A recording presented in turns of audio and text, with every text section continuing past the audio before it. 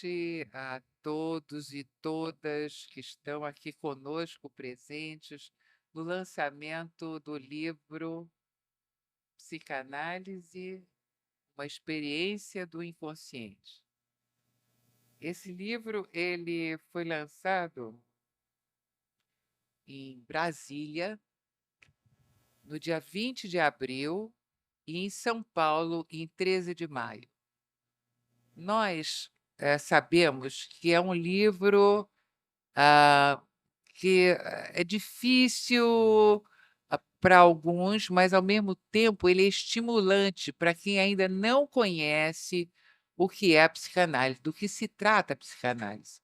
Então nós estamos fazendo um esforço, eu pelo menos através desse livro e dos meus convidados, eu estou tendo convidados, assim, brilhantes nas palestras, eu estou tendo a oportunidade de trazer para o público, né, mais amplo, o que se trata a psicanálise, porque há muita confusão sobre o que é a psicanálise e outras práticas, como a psiquiatria, como terapias em geral e a própria psicologia, né. Então, o nosso percurso é um percurso muito longo, o percurso do psicanalista. E o psicanalista ele trabalha com o discurso, com a linguagem e com as letras.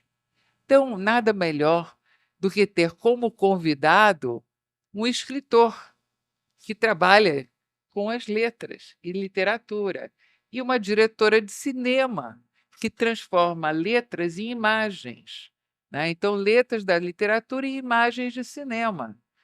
E eu estou esperando um colega, amigo, também psicanalista, que é ele eu considero um dos melhores psicanalistas que eu conheço, eu respeito muito, mas ele sempre me surpreende. Até quando eu escrevi aqui um texto, eu disse: "Bom, vamos ouvir o Rogério Mader, que sempre nos surpreende". Ele ainda não chegou, então ele já começou nos surpreendendo. Bom, então no dia 20 de abril, em Brasília, nós trabalhamos a questão, eh propriamente da psicanálise, que eu tinha uma colega psicanalista, nós falamos o que é um percurso em psicanálise, em formação em psicanálise. Já em São Paulo, nós trabalhamos com, filosofia, psicanálise e topologia, que é o que nós temos de mais avançado no exercício da psicanálise. Então me pareceu importante que isso viesse a ser conhecido do público, né, porque o público se confunde com e como a escuta dos psicanalistas é diferente. Então, como convidados, Godofredo de Oliveira Neto, escritor, premiado, redator do prefácio do livro, e lançou um livro que já se encontra na segunda edição, O Desenho Extraviado de Hieronymus Bosch. Clarissa, diretora de cinema e roteirista, Clarissa Moebus Ramalho,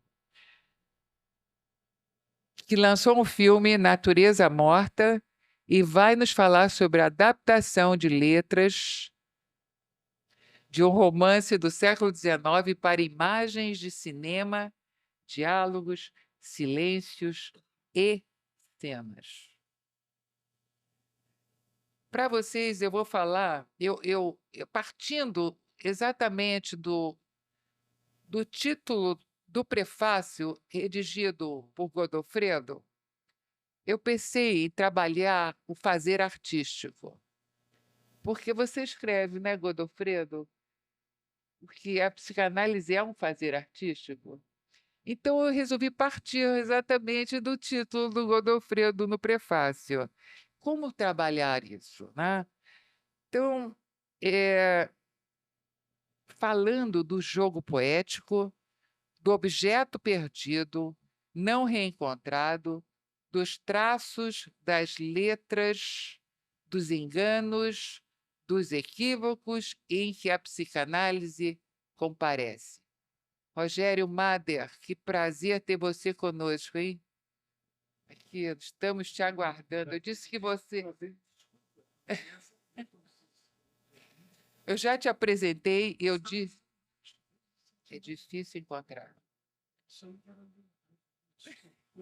Estamos em transmissão. Rogério, eu já disse desde o início que Rogério nos surpreende, mas ele realmente não estava encontrando a sala, né, o auditório em que nós estávamos reunidos. Não é isso, Rogério? Então, próximos. Então, eu estou falando que eu vou trabalhar um texto hoje, Rogério, a partir do título do Godofredo no prefácio do livro. Godofredo está aqui ao meu lado.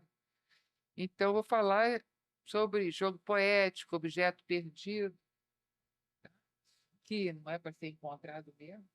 Não sei, é da característica, né, do objeto. Eu vou entrar no texto, depois chega a tua vez. Então, deixa eu entrar aqui. Ó.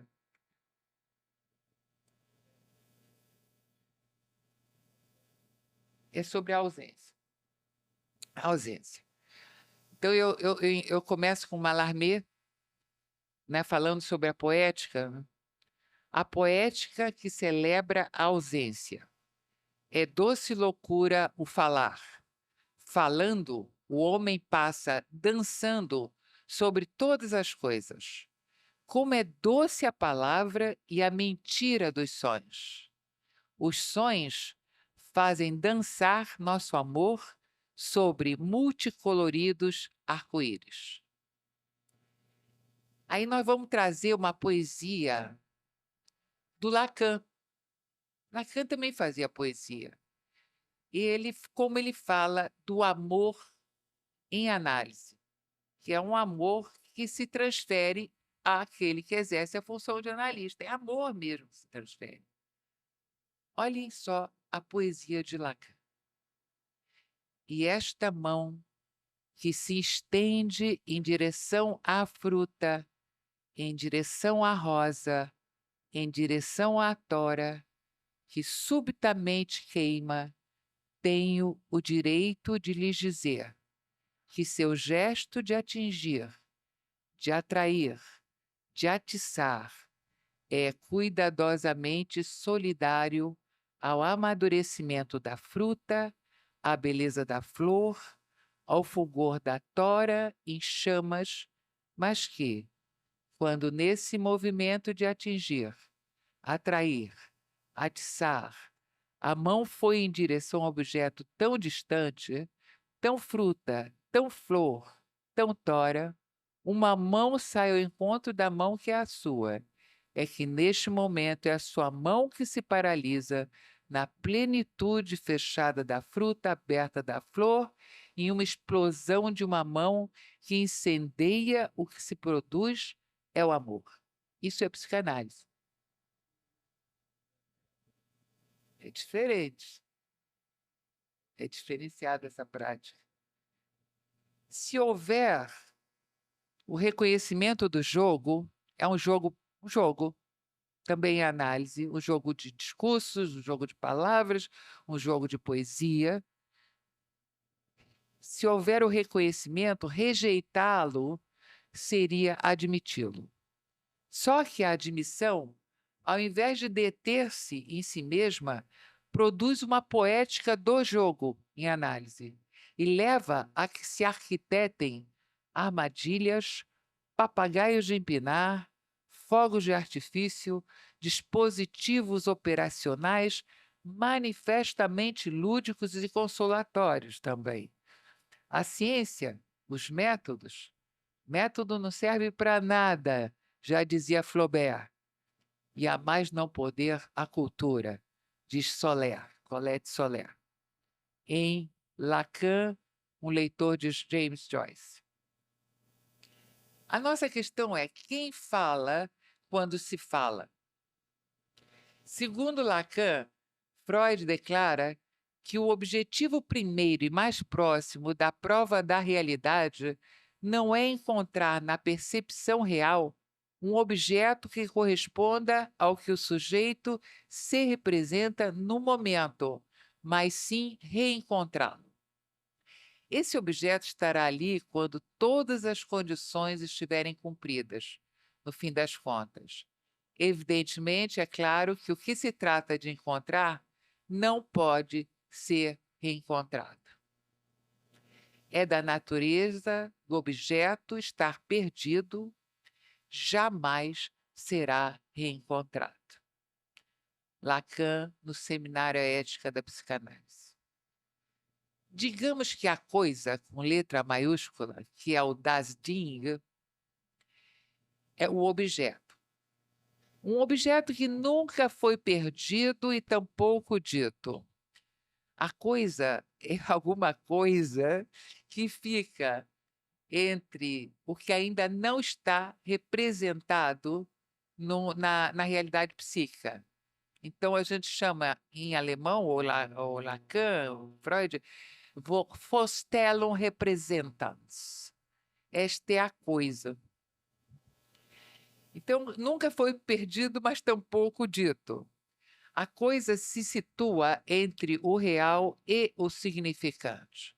Real do Noble Romeu, né, que nós trabalhamos enquanto real simbólico imaginário, com um centro no meio, em que aí vão se articular significantes. Significante, Lacan traz dissocia, vai passando pela linguística, mas Lacan vai além da linguística. E Lacan também vai além do Édipo.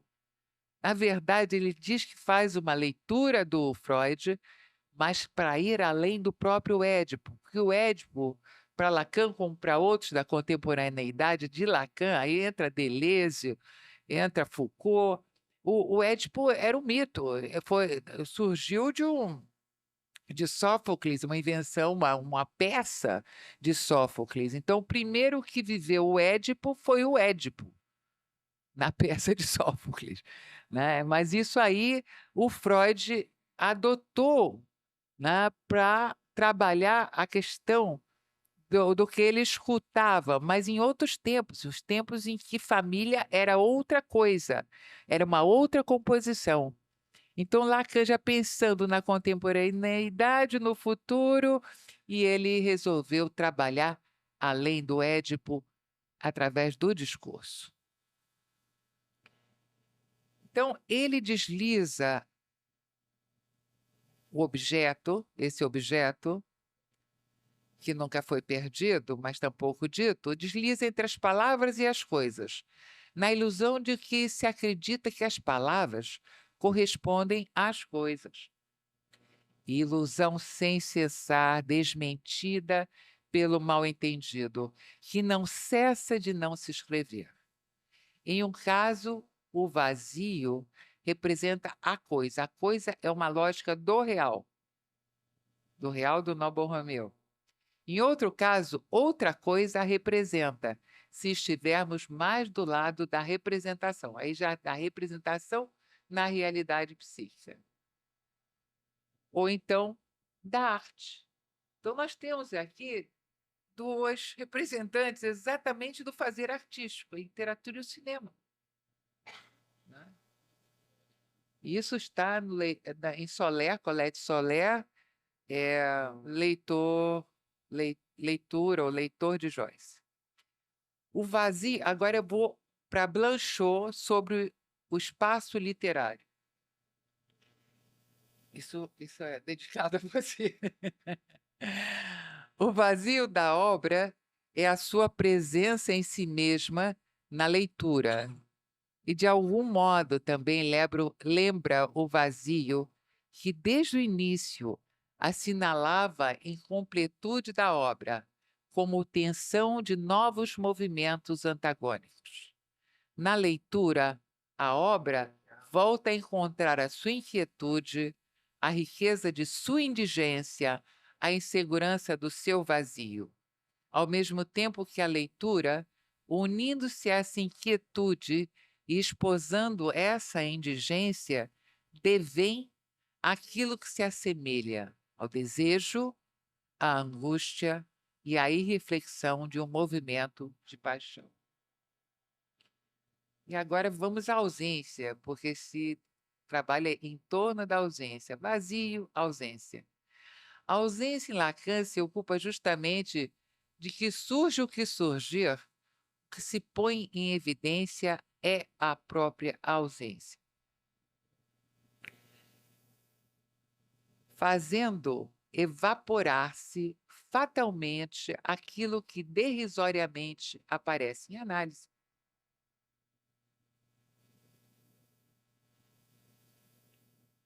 O fato de que a cadeia significante possa exprimir-se através da diferença entre o que existe e o que não existe depende do fato de ela nascer de uma fratura, de uma falta pela qual o eu, entre aspas, se caracteriza como privação.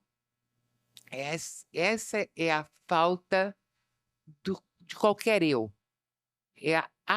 Essa ausência é causada, ou a privação é causada pela ausência, pela falta, pela fratura. Daí a necessidade da linguagem, da língua e da articulação de significantes, que é matéria sonora. São os sons, os primeiros sons que um bebê escuta daquele que está cuidando dele, aquele que está exercendo a função materna. Então, são sons. Depois vão ser articulados através da linguagem dos discursos. Mas essa falta é permanente. E é essa falta que impulsiona, que causa angústia, mas também impulsiona. Mas é uma privação de algo que jamais se poderá alcançar, claro. E esse algo, o grande outro, efetivamente não existe ou é inatingível. Isso está em Humberto Eco, A Estrutura e a Ausência. Humberto Eco trabalhando em cima dos textos de Lacan. Então, voltamos ao fazer artístico, que é o que está no prefácio. O savoir, eu acho que você fala isso também. O savoir-faire da arte aí, em um Y de savoir e faire, aí. Assim como a psicanálise propõe fruição, fruição de sentido e também transgressão, subversão e ruptura. No caso da psicanálise, fruição para que em seu término, termo lógico, final, venha acontecer a ruptura da cadeia significante que foi posta a trabalhar em análise, no encontro com o real da letra. Então, quando há a ruptura no final, no termo lógico, da análise, o que se tem é o encontro do real da letra. Da letra. Por isso, vamos chegar no Finnegan's Wake. Nesse momento, entra em cena o James Joyce, só podia entrar. O Joyce sintoma com H em Lacan, o Joyce em Finnegan's Wake. A expressão Finnegan's Wake refere-se a uma balada sobre um operário que cai da escada bêbado, morre e renasce para dançar no próprio velório. Essa história reaparece de uma forma ou de outra, mas sempre velada ou transformada, como cabe a um livro de sonhos. Nós trabalhamos, a psicanálise trabalha com sonhos. Freud e a interpretação dos sonhos. Está centrado sobre a descoberta de uma carta que nós temos também, trabalhamos em cima de uma carta, que é a carta roubada de Edgar Allan Poe, em torno da qual tudo acontece, né? Quem já leu Carta Roubada sabe o que acontece em torno da carta roubada, né? Em que ninguém sabe o que está escrito, um ou outro sabe, mas o que acontece e nos interessa é a trama que acontece em torno. E também é o que nos interessa em análise. É a trama que acontece em análise. Vai depois virar pura letra.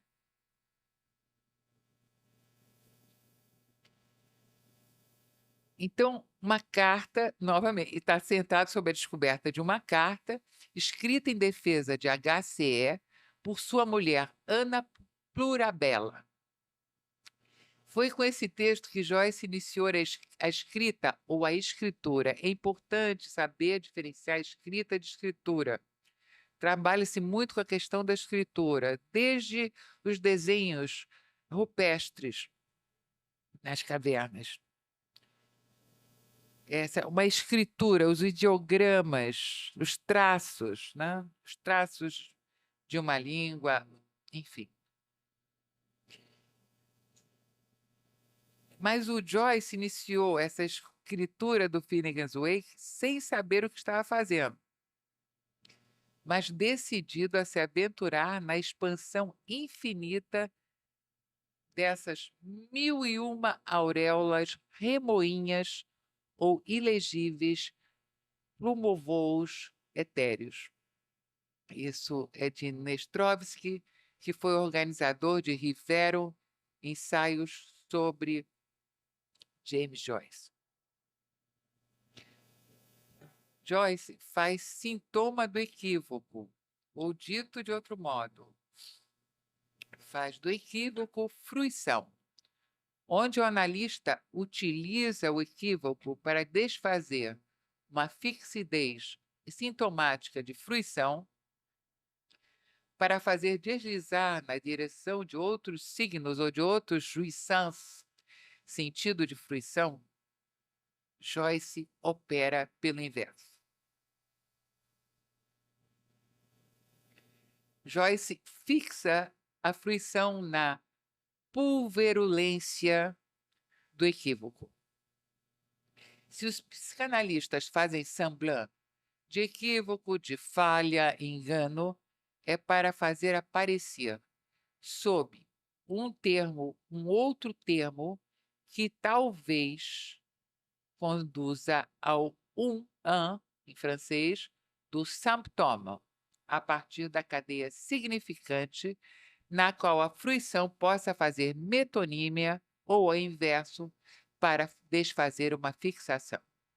E é disso que se trata em análise. Há uma fixação que se escuta na cadeia significante que é articulada em uma trama, em um romance que é contado para o psicanalista, que é um trauma, que causa dor, sofrimento. Então, a psicanálise vai exatamente buscar tirar. O Freud já dizia: o nosso adversário é o sintoma. Então, a psicanálise, ao escutar, vai buscar deslocar metonimicamente esses sentidos em que há fruição para depois desfazer uma fixação que é sintomática. E com isso o que se consegue é uma liberdade na fruição. Se consegue se ler a si mesmo e o que está se acontecendo. E uma liberdade também no uso dos discursos. São 4 ou 5. Eu prefiro nem falar do quinto, que é o discurso capitalista, que é o nosso inimigo. Sempre é, principalmente para aqueles que escrevem livros e buscam transmitir alguma coisa, algum ensino, ou transmitir letras, fazer literatura. O capital é o nosso inimigo, o discurso do capital é o nosso inimigo, então eu preciso deixar claro, mas existem outros 4 discursos e um deles é o discurso analítico. Então, o inconsciente faz parte do discurso analítico. Então, para terminar, Joyce faz existir o inconsciente. O Joyce, ele não precisou fazer análise para fazer existir o inconsciente. Fazer existir o inconsciente é subtrair a letra da cadeia, que é o que se faz em final de análise, que é tirar a pessoa da fixação do sintoma, né? Pela letra. Então, o Joyce fez por conta própria, fez existir o inconsciente, subtrair a letra da cadeia do sentido e ali fixar uma fruição hors sens, fora de sentido. O Lacan diz que o Joyce é desabonado do inconsciente, para marcar que, ao contrário do neurótico, Joyce é um desabonado consciente por recorrer à mixagem de línguas e de letras de escritura, porque ele trabalha com diferentes línguas, o Joyce, né? As letras ilisíveis causam surpresa, mas com o tempo podem se tornar inteligíveis. Isso é um perigo. É preciso mantê-las ilisíveis, assim como em Finnegan's Wake. Eu só recomendo que, ao lerem Finnegan's Wake, procurem ler em voz alta. E era o que o próprio, quem lê o Finnegan's Wake também recomenda. O verdadeiro ilisível resta ilisível e se rebela a qualquer assimilação. Então, eu trago um trechinho do Finnegan's Wake, no livro 2, que é traduzido pelo Donaldo Schiller, Vinícius Reven, assim, em português, claro. Assim concluiu o blá blá blá das sinci-narrações, Finícia a fala, com alto em Altamira e um pensamento na ponte pêncil. Pinga o pingo, peço, dois pingos, pido como pingente, pingando, ponto. É isso que eu tinha para trazer para vocês para iniciar a nossa troca e eu passo para o Rogério. Rogério, psicanalista que sempre nos surpreende. Vou pegar aqui.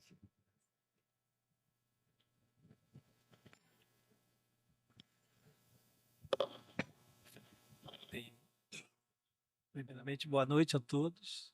Obrigado pelo convite. Eu cheguei atrasado um pouco, não peguei a sua fala toda.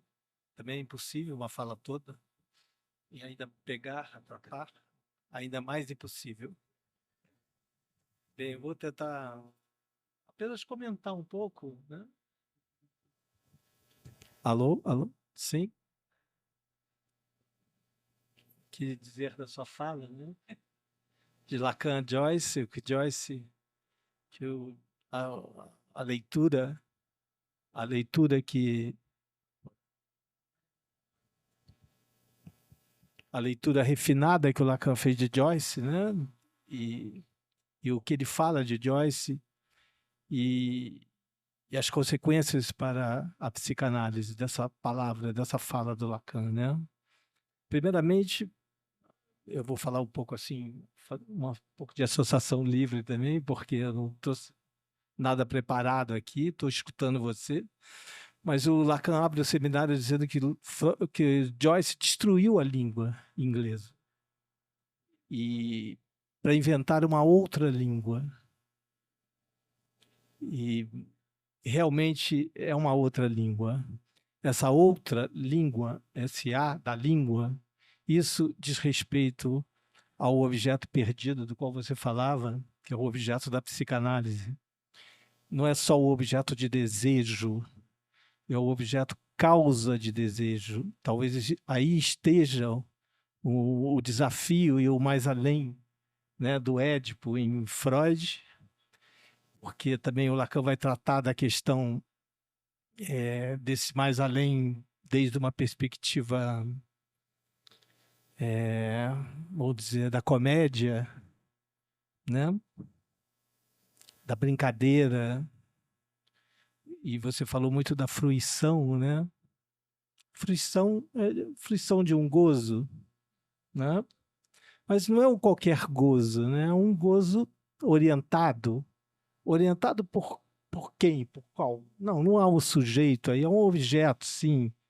O objeto A, esse objeto não se reencontra, né? Porque é perdido estruturalmente, né? E é o objeto causa de desejo. Eu digo essa insuficiência, não é uma insuficiência da parte do sujeito, né? De forma nenhuma. mas não é uma impossibilidade do sujeito nesse encontro, é uma impossibilidade da própria linguagem responder ao sujeito.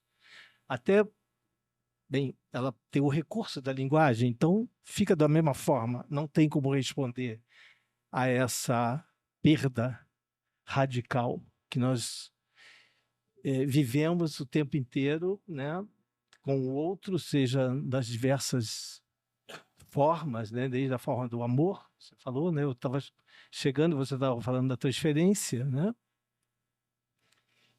mas em todas as outras formas, com o outro. Mas o mais interessante, como mais além, talvez aí a gente retorne aí à questão do Joyce, né, o que ele foi inventando, mas ele foi escrevendo. E hoje nós temos essa obra. E a gente tem que se ver com essa obra. Né? É o livro da noite, né? Alguém já disse isso, não sei quem é. É o livro da noite. O Ulisses é o livro do dia. Né? E eu li Phoenix Wake. Não sei como, mas eu li. Na tradução, não li em inglês. Acho que eu não tenho condições, capacidade para isso. Mas ao final dessa leitura, eu tive uma impressão de que realmente a noite é aquilo ali mesmo.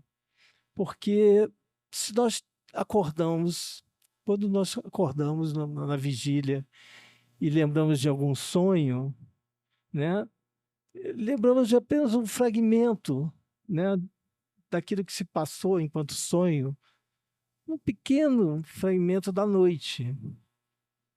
E o Freud já dizia, né, que o sonho ele protege, né, o desejo de dormir.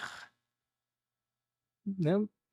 É muito interessante essa leitura do Freud, que o Freud dizia, né, há um desejo de dormir que protege o sono para o sonho. Ou seja, a gente não dorme e sonha. Não, a gente sonha e dorme. É o contrário, há um avesso aí. Nós precisamos sonhar para dormir. Né? E isso tem, de uma certa forma, um efeito muito grande na psique, em todos os sentidos. Porque se você não dorme, algo acontece. Né? O livro da noite em Joyce não comparece. Você estende Ulisses para a noite, fica estranho. Você vai ficar louco. E, ao mesmo tempo, você tem que sonhar. Eu acho muito interessante em relação até à farmacologia, o farmacon, né? Vamos falar assim. Porque hoje existe, né? Nós somos o sujeito moderno, né? Entre aspas. Somos viciados em remédios para dormir. Ou seja, para abolir o sonho que protege o sono e que nos faz, então, direto nos levar a Joyce. Estamos interrompidos pelo remédio, pelo farmacon, a escrita de Joyce. E isso certamente incide diretamente sobre a nossa psique. Repito. Mas eu digo isso, estou falando um pouco de associação livre, desculpa, eu não trouxe, que essa questão, né, está em jogo o desejo. Por isso, o objeto perdido, o objeto causa de desejo. Porque justamente nesse ponto do nada, né, esse ponto do vazio, ou do ausente, ou da ausência, ou da estrutura ausente, que também podemos criticar, né? Um livro que fez muito sucesso no campo universitário na década de 70. Todo mundo leu. Lacan vai dizer que não existe estrutura ausente. A estrutura de linguagem. Então, quando sonhamos, estamos em Joyce, estamos em pleno trabalho, como ele, um artífice da letra, a escrever ou a reescrever o seu livro.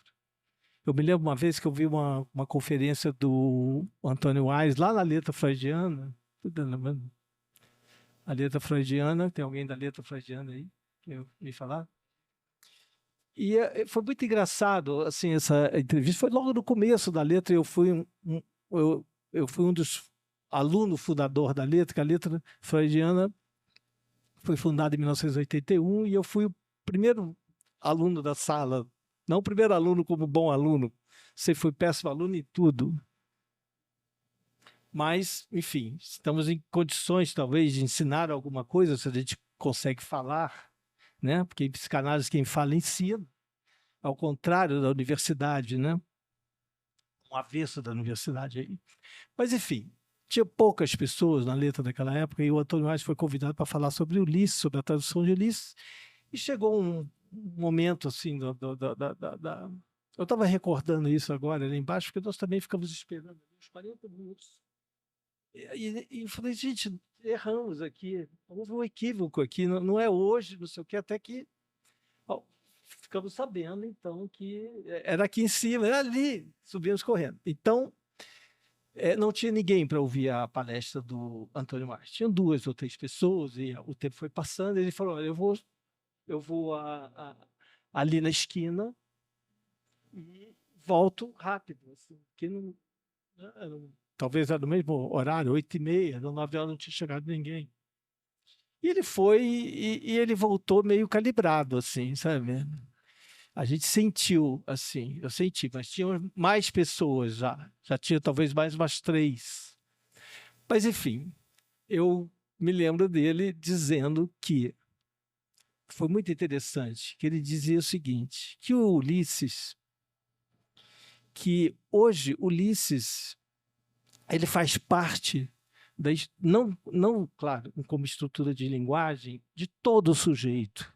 E que mesmo aquele que nunca tenha lido nenhuma página está escrito em Ulisses, como se fosse uma escritura. Que mesmo aquele que nunca pensou em Ulisses, ou nunca teve conhecimento, é Ulisses. Ou seja, aquela estrutura, aquela língua, a língua, ali está presente, e ele dizia, em qualquer outra língua, aquilo está escrito, não tem como apagar. Existe. Você terminou isso com existe.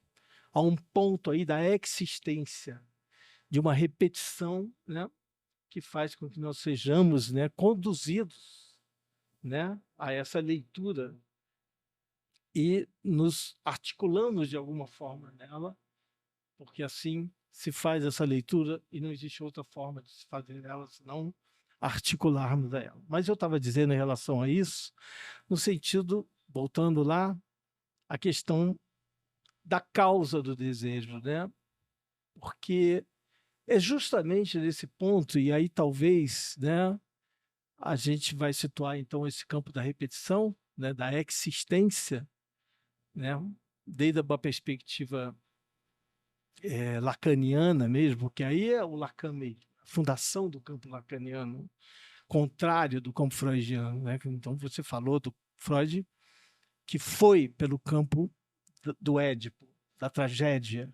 E a gente pode dizer que o complexo de Édipo é uma das estruturas, uma das referências, uma da base, né, de Freud. Se você tira o Édipo, em Freud cai tudo, esfacela, né? E ali há uma repetição pela via da tragédia, né? E é o que Freud escutava, né? Os traumas dos pacientes traumáticos de guerra, né? As repetições de situações trágicas, tragicômicas, né? Enfim, que o sujeito é conduzido ao objeto, mas de uma forma em que ele se miscui de uma tal forma a esse objeto que corre o risco dele passar a ser esse próprio objeto, ou um objeto de sacrifício de si próprio, muito comum. E aí, né, não digo que isso seja só, é uma ponta desse. Nós temos as outras estruturas, nós temos a inibição e nós temos a angústia. Inibição, sintoma e angústia. É por aí que se entra numa análise. Mas eu queria dizer que o Lacan vai situar, então, a repetição pelo lado do Kierkegaard, da existência, do irrisório que você falou, o irrisório, o patético da repetição. Por quê? Porque é justamente nesse ponto do nada, né, derrisório, a derrisão, uma palavra lacaniana, né, que Lacan fala muito, a derrisão, que justamente nesse ponto do vazio, desse buraco, né, no Borromeano, né, onde talvez numa análise o sujeito roça esse objeto no sentido de que há uma reversão dessa situação, porque justamente ele, ele, ele demandou uma análise, ou seja, ele demandou uma questão, um saber foi colocado ao objeto, ao analista, né? Seja como falta, e ao final do processo ele vai descobrir que não há esse analista, que não há esse objeto, que aquilo que era falta era perda, que não há nem o analista. Olha dentro. E é justamente nesse ponto aí entra Kierkegaard. Aí entra Kierkegaard, que é justamente nesse ponto que o sujeito é chamado à causa do a responder desde esse lugar, desde esse buraco. Por isso Lacan diz, né, no final de análise, o sujeito se cura do analista. Muito interessante isso, porque é um ponto de passagem, e ele diz, passagem ao ato analítico, é a passagem do analista, do psicanalizante ao analista. É um ponto de reviramento aí, onde o sujeito vai ocupar esse lugar e se oferecer a transferência ao amor, que é que é o amor ali nesse ponto, né? Senão o fechamento do inconsciente. Então é muito interessante trazer essas questões todas que passam pela letra, né? Nós temos aqui Alfredo, então eu vim aqui pensando o que eu não trouxe. É muito difícil assim, eu ir a algum lugar sem escrever, até mal não é legal assim, né? Tem que, mas ficou muito aberto, né? A nossa, né? Eu trouxe até não trouxe, eu trouxe os escritinhos ali, mas o fato de termos, né? Alguém que trabalha a letra aqui, né? La lettre, né? A carta de Paul, o ser, né? E porque nesse momento de final da análise, o Lacan vai falar de um deslettre, né? Um desser, né? A própria letra, enfim, ela fica enquanto ato poético mesmo, ou seja, um buraco, um vazio que cabe ao outro ir ali colocar um ponto ou não. Alguém falou da poesia. O Lacan dizia, né? Eu não sou poeta, eu sou poema. O Lacan dizia. Né? O ato analítico não é um ato poético, mas o Lacan vai buscar na linguística e na poética, né? E é muito chato às vezes, né? A poesia, entre aspas, porque você tem que pontuar a poesia, né? Você é chamado, né? A construir a poesia, a colocar a pontuação, a vírgula, né? Porque justamente tem um buraco ali que não tem como. Então, é esse buraco mesmo que está em causa na psicanálise, numa psicanálise didática, e toda psicanálise é didática. E faz, de uma certa forma, um laço, aí pensando no nome mesmo, com aquele Joyce e com aquele que trabalha a letra, ou seja, o escritor, o poeta, o cronista, aquele que é chamado a uma página branco e e não recua, né? Com a coragem, precisa ter uma certa coragem para ser um escritor. E precisa ter uma certa coragem para fazer uma análise também. Não é qualquer pessoa que faz análise, de forma nenhuma. Muito pelo contrário, a análise é uma coisa muito rara, difícil de acontecer, né? Porque justamente esse traço de identificação que é marcado não há na análise, né? Lembrando que o nó, né? Ele é invisível, o traçonário, como é invisível o traço numa poesia. Então, eu gostaria de agradecer a todos aqui e passo a palavra aos colegas, novos colegas aqui. Eu tinha algumas questões para fazer ao Godofredo, inclusive sobre o próprio livro dele, que é o Desenho Extraviado de Jerônimos Bosch. Mas ele preferiu falar exatamente sobre o prefácio, sem nós termos combinado, né? Então, eu passo para você, Godofredo. Muito obrigado, Ivanildo. Boa noite a todos e a todas. Prazer aqui estar nessa mesa também, meus colegas. Sim, e depois agradecer ao convite da Ivanildo, depois dessas aulas, eu acho que também, por isso, ainda bem que eu pensei em falar apenas do prefácio, porque eu não ia entrar nessa seara da qualidade psicanalista que a gente conhece dos colegas aqui presentes.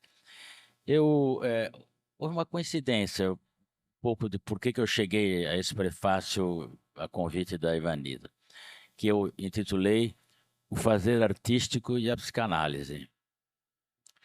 Eu fazia uma pequena correção num trecho desse meu romance, mas na versão francesa, porque ele saiu primeiro em Paris e só recentemente saiu no Brasil, com o título de Esquisse na França. Sobre as andorinhas do mar, e eu vou chegar daí no Lacan. Les hirondelles, eu leio aqui do Lacan, les hirondelles de mer échangent en plein vol des morceaux de poisson, elles forment une communauté surprenante. Lacan se refere no seu Décrit, eu acho que na página 272 do Décrit, às andorinhas do mar para demonstrar a existência de um comportamento simbólico no reino animal, para chegar à ideia de festa ritualística de passation no ágape totêmico humano.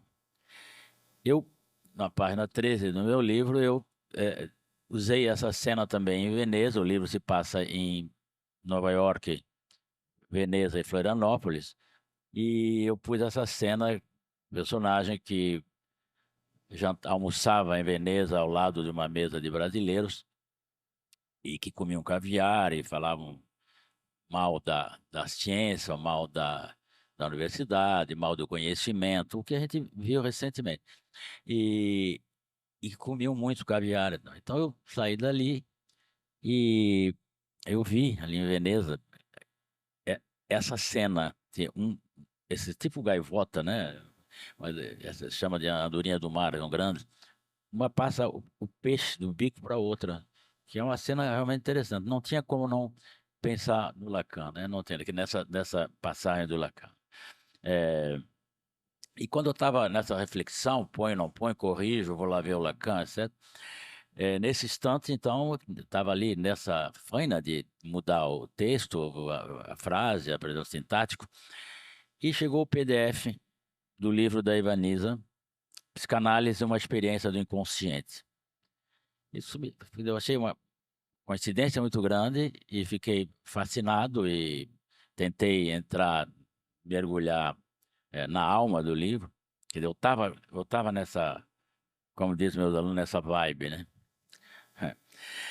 Quer dizer, aí eu vi esse denso, percussiente e extraordinário estudo sobre psicanálise para estudiosos do tema, mas não só, porque eu já tive a ocasião, Anitta, de falar isso com os alunos de letras, não, quer dizer, estudiosos do tema, mas não só. O livro é, portanto, para os amantes de literatura e de cultura em geral. Chapeau, como dizia o Lacan, a quem eu conheci pessoalmente.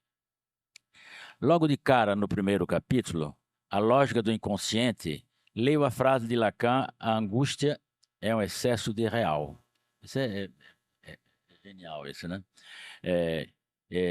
Então, de Gide, de André Gide, dos moedeiros falsos, até os filmes de Hitchcock, a psicanálise é personagem.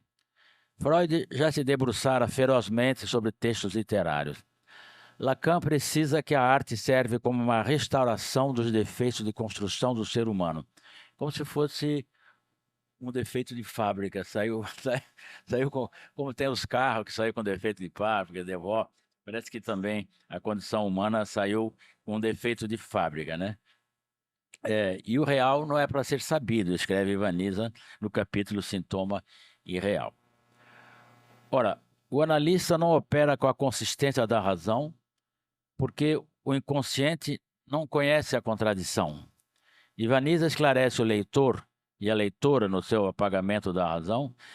Isso, pensei durante a leitura desse maravilhoso ensaio, então, na tragédia de Sófocles. A morte do pai e a posse da mãe e a cegueira que se segue à descoberta do ato. Blanchot adentra essas veredas em seus textos. Ivaniza o cita na obra e citou aqui hoje bastante na introdução. O discurso sobre o eu dos psicanalistas abre uma janela imensa para o prazer do texto do nosso Roland Barthes, né? Na medida em que autoriza as transgressões e os desejos recalcados do leitor e da leitora. A língua dorme em seu sentido, como fazê-la despertar para o real? Lê-se no capítulo O Discurso Analítico e o Dizer. Eu trabalhei no outro romance de título Menino Oculto, particularmente esse desafio. A narrativa da psicanalista autora da obra em análise me trouxe uma potente luz. Quão potentes são as suas reflexões teóricas sobre o meu próprio fazer literário. A gente não pode esquecer, todos sabemos, mas que a literatura, a história do real, trabalha, quer dizer, a base, a sustentação da literatura, que é a língua, essa língua já é usada em outros contextos. É diferente da pintura, da música, da escultura, quer dizer, a língua ela é usada para exprimir no dia a dia o ódio, o amor, o desejo, a compra no supermercado. É com esse mesmo material que o escritor vai construir a sua narrativa. É um dado, eu acho que importante. E a literatura, por isso, provavelmente, a literatura não é o reflexo, também sabemos todos, o reflexo do real, mas parece que nem todos sabem, quer dizer, nós aqui sim, mas porque o sucesso, assim, às vezes a questão temática no Brasil está a tal ponto quente que o que importa muito mais é o tema, etc. Que eu concordo, as pessoas vêm chamando a literatura atual de literatura de cura, ou seja, uma literatura que vai curar as mazelas do Brasil. Quer dizer, a literatura com tema de afrodescendência, defesa dos indígenas, LGBT, feminismo, ecologia, etc. Pontos que, obviamente, eu aplaudo em pé, né, veementemente, né, com muita alegria, mas a preocupação, às vezes, me parece que está mais nesse tema do que na questão do fazer artístico, por isso intitulei assim. Nada contra, eu acho que há espaço para todo mundo na literatura, mas queria fazer essa remarca. O Derrida, também vou resumindo bastante rapidamente, no livro da Ivaniza, ela enfatiza no capítulo da letra à topologia e relembra a passagem do ideograma às palavras de forma didática e saborosa. Aliás, Ivaniza, uma característica de todo o teu texto. Isso é muito legal, porque mesmo quem não é da área pode saborear e, se não capta a totalidade, mas um bom trecho, né? O Derrida, no seu De la Grammatologie, me explicava, eu simplesmente porque eu passei os anos 70 em Paris, então era um momento de muita facilidade de estudos, os cursos eram abertos, você podia chegar, entrar, todo mundo, quem chegou ao Brasil sem diploma, se diplomou depois, era assim, uma festa de cultura impressionante. E o Derrida Eu escrevi naquele momento um livro de ensaio com ele, e é um livro como é que chama? Ficcional, mas é, ele era uma cena. era uma- Lançou um pouco a ideia do pós-modernismo do Brasil. Depois essa palavra também sumiu, que pós-modernismo não quer dizer nada. A palavra foi substituída por literatura contemporânea, pura e simplesmente assim, quer dizer, sem atentar para a questão cronológica. E ele me falava da história do pós-modernismo. Eu entendia, eu era jovem, né? Entendia que aquele pós-modernismo era depois do modernismo, simplesmente como estava como estava dito. Mas ainda não tinha uma questão de uma noção. Mas o livro era uma historinha, bom, e com textos diferentes, que poesia, prosa, diário íntimo, enfim. E para cada um eu punha uma frase numa página, aí virava aquela página, era outro. E o Derrida me disse: por que que você não põe o, o formulário dos Correios, o verdadeiro? Eu disse, bom, como assim, o formulário? Ele disse: que vai jogar com essa história do real, quer dizer, o formulário. Aí você faz um telegrama, pega o formulário, escreve, e ao invés de botar a frase no meio da página quando você fez, você põe a mesma frase, mas dentro de um telegrama. Quer dizer, foi essa minha experiência muito densa. No livro dele, De la Grammatologie, ele me explicava que a escritura não é um instrumento de transmissão de uma palavra anterior que ela apenas colheria. Também é uma noção que parece algo simples, mas a escritura não é exatamente isso, né? Ele dizia que se liberte o significante gráfico, bradava ele, sempre com voz suave, mas muito firme. Cabe a distinção face a face do dentro, onde está o pensamento, e o fora, quando a escritura entra em cena. No capítulo Psicanálise, uma experiência do inconsciente em ato, eu, como ficcionista, me reconheço e me regozijo e me consolo, né, por não estar só. Inclusive, a minha amiga Clarissa, aqui ao lado, é a analisada. Abro aspas. Diz ela. É outro trabalho que não é o estudado nem o observado, algo que ficou guardado, que talvez o inconsciente traga, algo que ficou de fora. Não é algo que acontece toda hora, dificilmente, mas está suspenso. Para poder retomar esse tipo de texto, acho que eu consigo perder o tempo para não perder o tempo. Tenho um desejo de criação constante que não costuma parar, com a possibilidade de eu levar para vários lugares. Será que eu dava conta de elaborar um melodrama a Almodóvar, nos diz a nossa cineasta? E Clarissa pus aqui, ufa, exclamo eu, quer dizer, essa possibilidade.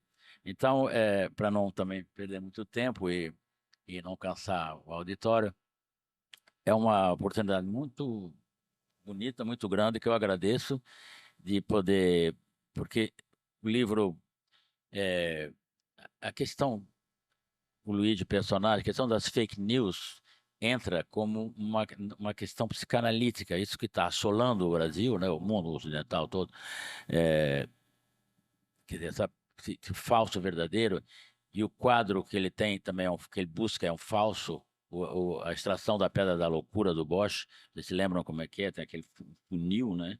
Dois médicos, do médico eu não sei o que são, mas alguém do lado que quer retirar a pedra daquele funil, porque aí vai ficar bom, é uma coisa doida. Então personagem também, Luiz, é irresoluto assim, porque são essas verdades. Aí uma das primeiras cenas é uma sensação, ele está com um colega dele em Nova York, que em princípio roubou o quadro, eu esqueci, né, o esboço, e ele vê as mulheres passam e param no meio e retoca o batom, etc. E o cara diz, não é para você, cara, elas estão se olhando, não é porque isso é engraçado, eles estão olhando para elas mesmas.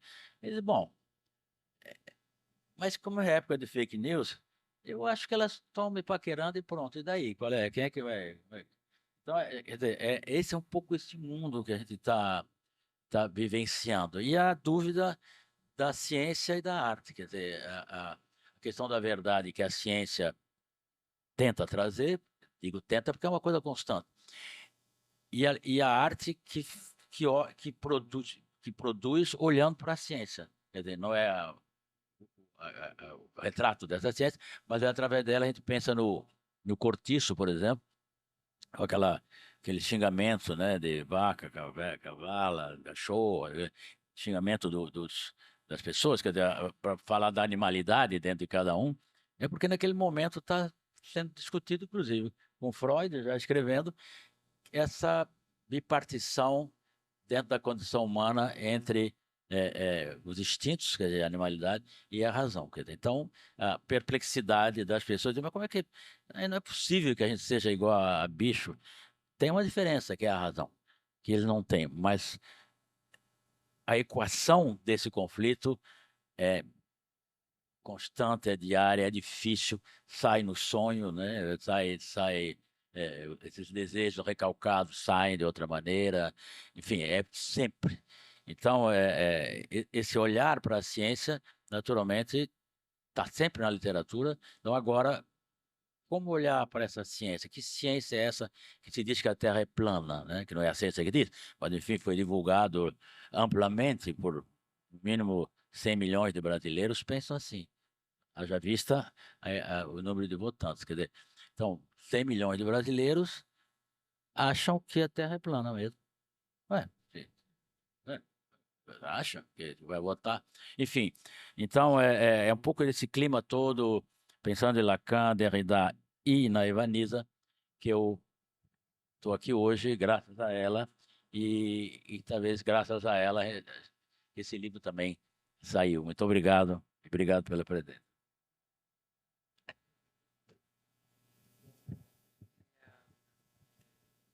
Tá ligado? Tá. Nós então, desligou aqui. Eu vou passar para a Clarissa, mas eu preparei alguma coisa sobre isso. Clarissa, eu não sei se vai coincidir, mas vamos ver. Clarissa vai nos falar sobre a adaptação de letras de um romance do século XIX para imagens de cinema. Cenas do romance de Júlio Ribeiro e o trabalho das letras em diálogos, silêncios, em movimentos em transformação, quadro a quadro, que é o último filme de uma trilogia cuja adaptação vem de A Carne, a Natureza Morta.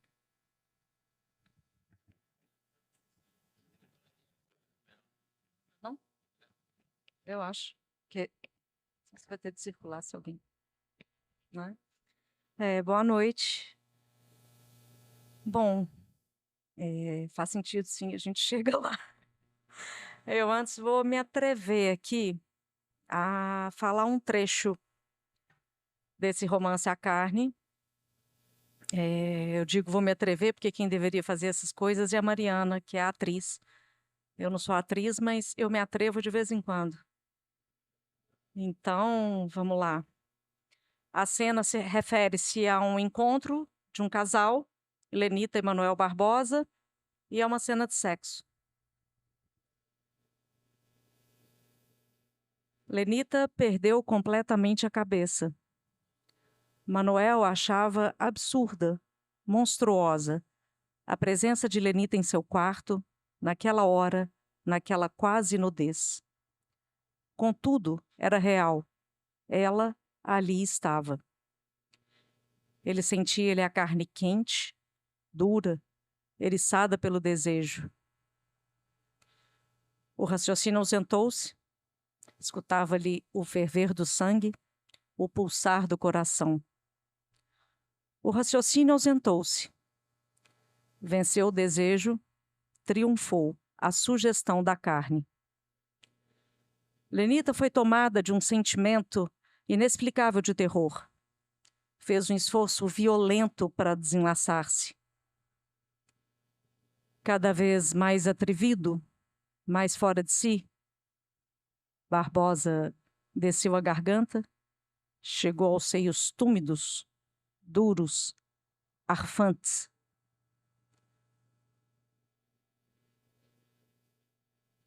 E o prazer que ela sentia, deu uma esquecidinha aqui do duros, túmidos, arfantes, desculpa, beijou-os. A princípio, respeitoso, como um sacrilégio. Depois, lascivo, bestial, como um sátiro. Lenita resistia. Deixe-me. Assim eu não quero, dizia ela. De repente, fraquearam-lhe as pernas e ela deixou de resistir. Deixava-o fazer inconsciente, quase em delíquio, mal respondendo aos beijos frementes que a devoravam. Ele a tem a seus braços lânguida, mole, ruída de desejos. E o que o detém? Um esgotamento nervoso, uma impossibilidade física inesperada. Sente o ridículo da posição, banha-se em suor, tem as mãos frias. Chega a chorar.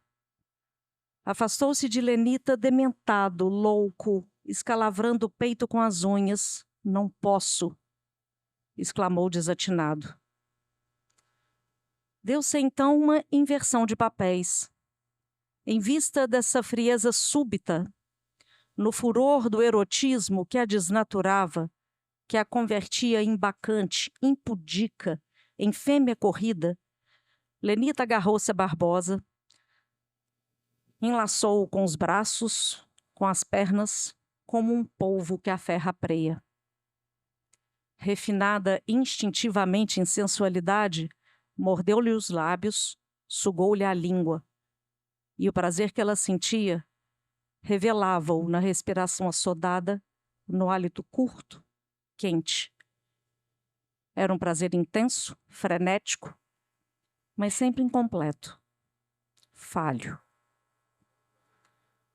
Pouco a pouco operou-se uma reação. Sentiu Barbosa que lhe circulava o sangue, que o desejo despertava dominante, imperativo, e com o ímpeto do macho encio, retomou o papel de atacante. E um beijo vitorioso recalcou para a garganta o grito dorido da virgem que o deixara de ser. Foi um tempestuário infrene, de carícias ferozes, em que os corpos se aconchegavam, se uniam, se unificavam, em que a carne entrava pela carne, frêmito respondia a frêmito, beijo a beijo, dentada a dentada. Depois um longo o ato falho, um longo sorriso é bom, né? Mas depois um longo suspiro, seguido de um longo silêncio. E depois a renovação, a recrudescência da luta ardente, fogosa, bestial, insaciável.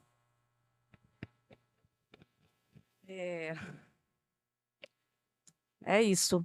O trecho... Não, peraí, é isso, calma. Esse trecho, como eu disse aqui anteriormente, o que ele representa? Esse encontro de um casal.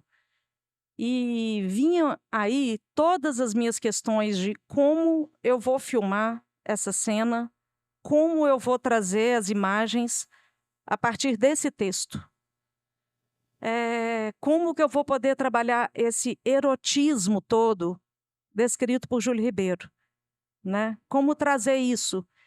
Então, assim, eram imagens muito delicadas para eu tentar trazer isso ao pé da letra. Porque se eu disser, desceu a garganta, chegou aos seios túmidos, duros, arfantes, eu imagino que todos vocês tenham visto todas essas imagens que eu acabei de narrar aqui. Claro que todo mundo imaginou, porque eu também imaginei. Mas como trazer isso cinematograficamente? Né? Como é que eu lido com erotismo e como é que eu lido com algo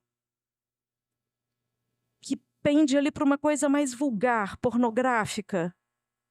Porque, assim, um tom que eu desse fora disso que está aqui, eu acabava com Júlio Ribeiro. E acabava comigo também. Né? Então, são coisas muito delicadas de se pensar. Quando eu abro a câmera, não dá para essa cena vir à tona. É uma coisa muito desconfortável. E eu te digo, eu não sei filmar isso daqui que está aqui, tá? De um modo tradicional. Não está em mim. Então, eu busquei representações, sem dúvida alguma, e como que elas poderiam entrar para poder representar toda essa cena, sem eu precisar explicar essa cena, sem eu precisar apresentar literalmente o que estava aqui. Então, foram dois motivos, assim, quer dizer, duas questões ali que eu fui trazendo, e eu trouxe, primeiramente, foi uma dança proposta para o Rodrigo Pederneiros, do Grupo Corpo, que a partir desse texto fez a dança que eu queria que fizesse. Eu queria que esse texto todo fosse bailado. E por que não dava para trazer para os atores? Porque eles iam interpretar algo que eu não queria que tivesse uma interpretação. Os bailarinos dançariam, e eles apenas dançam, lindamente. E depois eu tinha gravado algumas cenas já com outra intenção, não era essa especificamente, mas eu tinha uma intenção com elas, que era Lenita numa tina de uvas, com uma cachoeira ao fundo, e ela macerava essas uvas com os pés. E eu fiz isso muito tempo, assim, o que eu queria dessa imagem que eu estava trazendo, ou era para um sonho, ou era para alguma coisa que estava ali no roteiro para ser explorada. E, de repente, a Joana Collier, que foi quem montou o filme, me traz essa cena para o lugar da dança que deveria ter entrado no momento que Lenitra atravessa um corredor e fecha a porta e entra no quarto de Manuel Barbosa. E eu fiquei tão enebriada por aquelas imagens que eu nem tinha me dado conta do quão erótico elas eram e do que elas representavam em mim e o que elas traziam nesse contexto, assim, no meu fazer cinematográfico, né? Que, assim, eu fiquei muito envolvida ali. Era interessante notar, quando a Joana traz essas imagens para o filme, a sensação que eu tinha é que eu estava sendo desnudada sem precisar me apresentar nua, sem estar literalmente nua.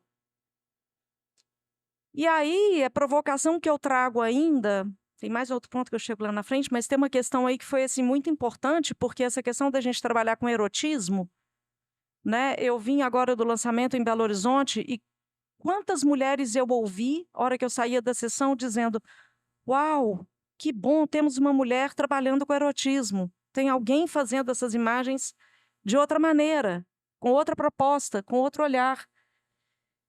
E eu fiquei com essa questão ainda pensando assim, para onde que tá, onde é que está o erotismo nos dias de hoje? O que despertou nelas? Né? O que vem se apresentando? O que a gente observa nesses filmes de um modo geral, assim? Sem criticar filme nenhum especificamente, tá, gente? Mas em termos de linguagem mesmo. E a gente recebeu uma crítica em Tiradentes, foi meio absurda, assim, porque me disseram que isso aqui que eu li era um estupro. E que eu tinha filmado um estupro. Eu fiquei, ué, como assim? A gente não tinha nem resposta para dar sobre isso, né? Porque você esperava que questionassem qualquer coisa, menos isso. As imagens são belíssimas, né? Aqueles pés macerando aquelas uvas, elas se deliciando naquela tina. O que tinha a ver a questão do estupro com isso? Falei, bom, vá, tudo bem, a pessoa às vezes não entendeu o texto ou não percebe. Porém, o que ainda está velado nos dias de hoje? O que ainda não pode ser dito?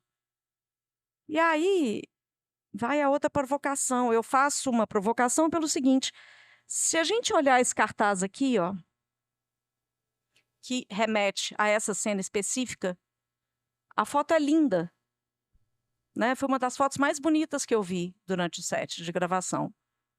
Porém, aonde ele vai me incomodar? Esse especificamente passou pelo Photoshop. Não sei se tem algum publicitário aqui, vocês me desculpem, mas tem um tratamento nessa foto que eu não gosto. Por quê? Tá tudo muito limpinho, né? Os publicitários fazem isso, né? É tudo muito clean, tá tudo muito limpinho. E me incomodou muito essa história de tá tudo muito limpinho, porque a foto original é essa aqui. Tá? Posso passar para vocês aqui se vocês quiserem, inclusive, vocês vão observando ela aí. A impressão não é tão boa não, porque eu fiz em casa. E aí, se você observar de perto, tudo bem, está de longe, talvez ninguém note com detalhe, assim, disso que eu estou falando. Mas essa perna dessa foto original, ela está suja, porque é de alguém que vivenciou um momento de amassar aquelas uvas, ou seja, essas pernas estão sujas. E como é bom, né? Então, quando eu olho ali, até a uvinha que estava no dedo da menina foi tirada. Para quê? Porque o trabalho de fazer isso daí é gigantesco. Quem lida com Photoshop sabe disso. Cada pontinho que está nessa perna aí, você tem que apagar. Ainda tem que reconstruir o dedo dela ali para tirar uma uva. Eu dizia o seguinte: não, isso não é o meu cartaz de filme. Não é isso o meu filme. Não são essas as imagens que a gente escolheu. Quando a gente olhava a imagem em si, eu lembro da gente observando Lenita em posição fetal dentro daquela tina de uva e pousava uma mosca que eu falava, ninguém tira, ninguém mexe na mosca, deixa a mosca aí. Tinham coisas ali que eu falava, é disso que se trata, é de uma vivência. Então, sem dúvida alguma, a provocação do erotismo está aí. Como é que eu trazia isso, né? Como é que eu buscava esse erotismo e como é que ele se apresentava.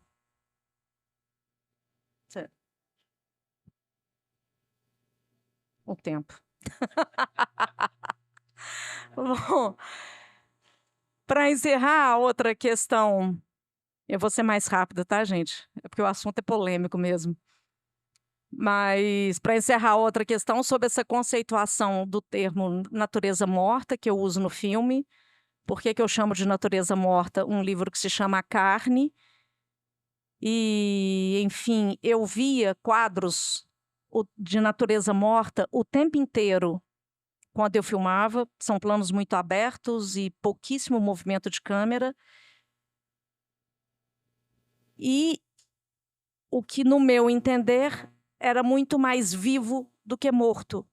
Então, eu estava lidando com vida, é um convite à vida.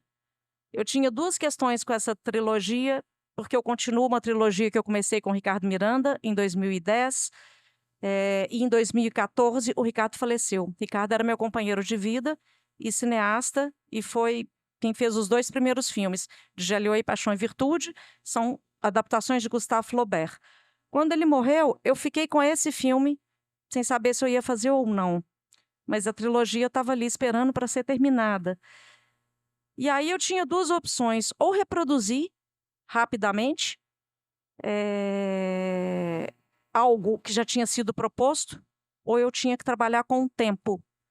Então, não tão rápido assim, eu decidi trabalhar com o tempo. Então, se eu trabalho com esse tempo, eu falo de vida e não de morte. Então, por isso, Natureza Morta. Era o título que já tinha sido apresentado a Ricardo, que ele tinha concordado porque achava estranho. Mas se ele achava estranho, estava ótimo. E foi o título que seguiu o tempo inteiro. É isso. Bom, eu gostaria de agradecer muito a todos vocês que estiveram conosco aqui nessa mesa, conversando de uma maneira gostosa, né, sobre literatura, cinema, psicanálise.